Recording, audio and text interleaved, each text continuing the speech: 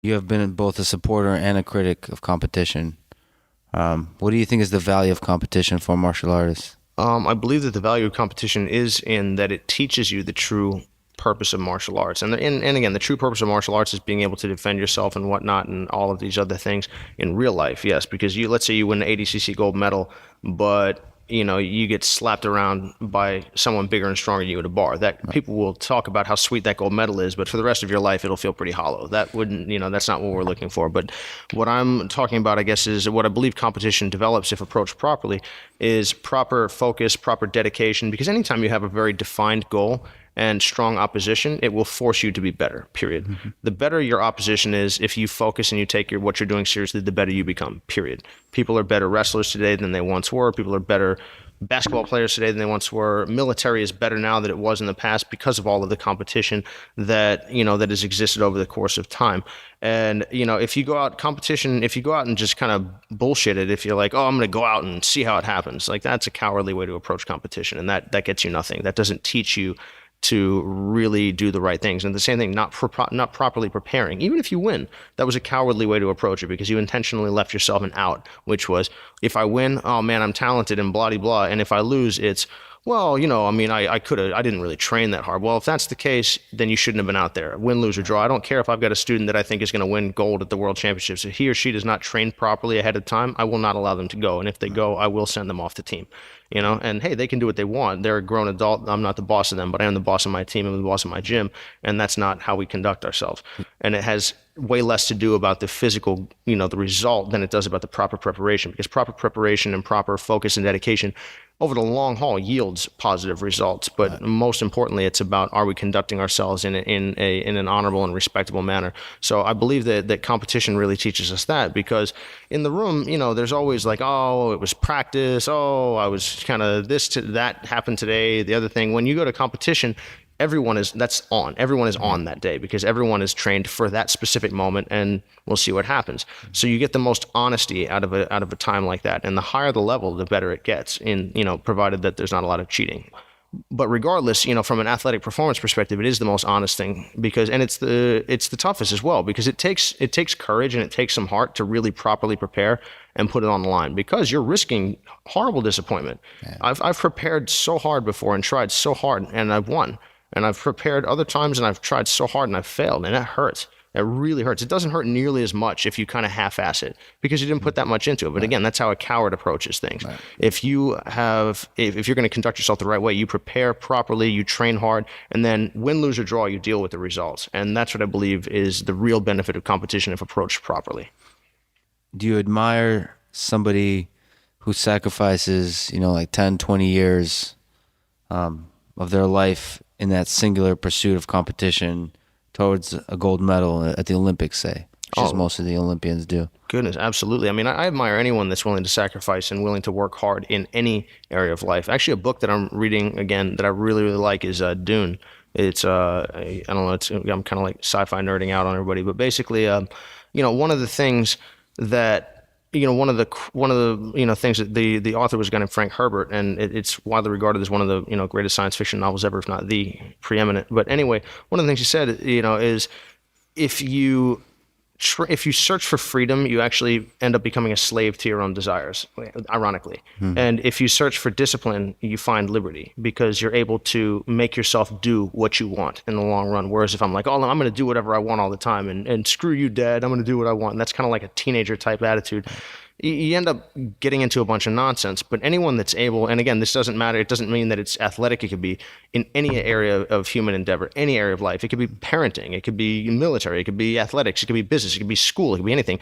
But as long as you're making, an incredibly large commitment, I have an immense amount of respect for the level of dedication and the level of commitment and the level of risk that you're taking emotionally, psychologically. Because hey, like you said, you work 20 years, you get that gold medal.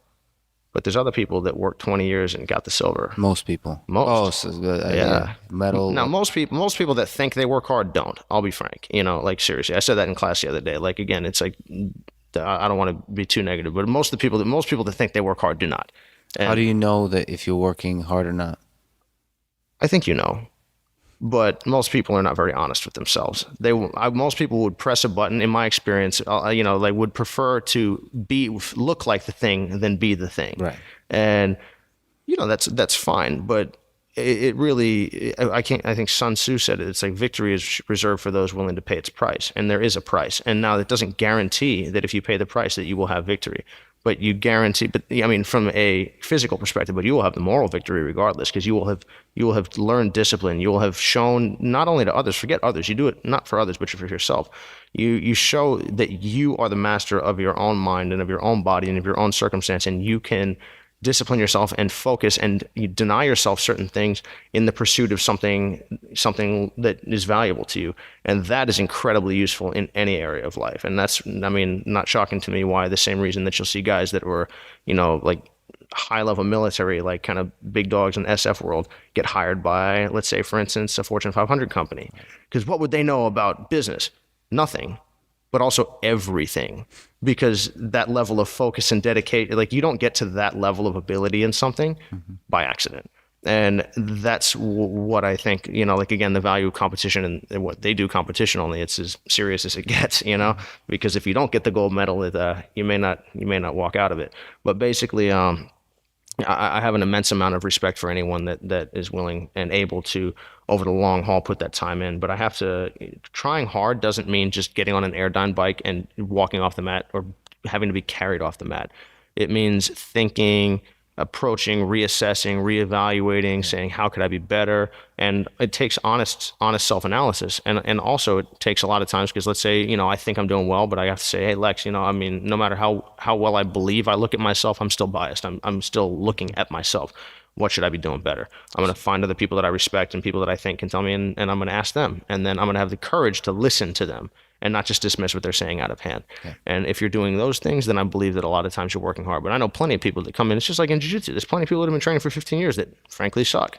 And there's plenty of people that have been training for 4 that are pretty dang good, and again, are they the best person that's been training for 4 years is still, compared to like Cobrina, not that good. Yeah. But they could be really, really, really good because they understand how to be directed and how to focus. And I believe, and this is something I've discussed, before with some other, friends of mine, that some of whom are at a very high level of MMA, others that are at a high level of jiu-jitsu, wrestling, or whatever.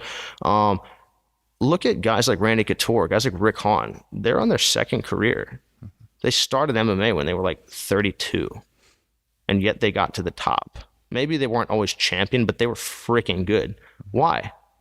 Because their 26-year-old self would be scary. But, hey, they know what it is to be dedicated and work hard. And because, again, they're Olympians, like you said, on a level that a regular person has no concept of. So I think that is ultimately the skill. It's not the, oh man, this person's dangerous because he's got good judo or good wrestling. No, this person is dangerous because he or she knows how to work their ass off and be focused on a level that most people can't comprehend. And that's what produces success in any area of life, in my opinion. Yeah, and be brutally honest with yourself at all times. And it stings sometimes, I think it's like the price of looking inward, objectively, is that you're not going to like what you see a lot. And because even if you're like, oh man, I'm 90% the way I want to be, it's like if you are going to take that next step, in my opinion, you're going to focus on the 10%, because it's like, oh man, we're doing a lot of things good. Yeah, who gives a shit? Let's talk about what we need to improve on.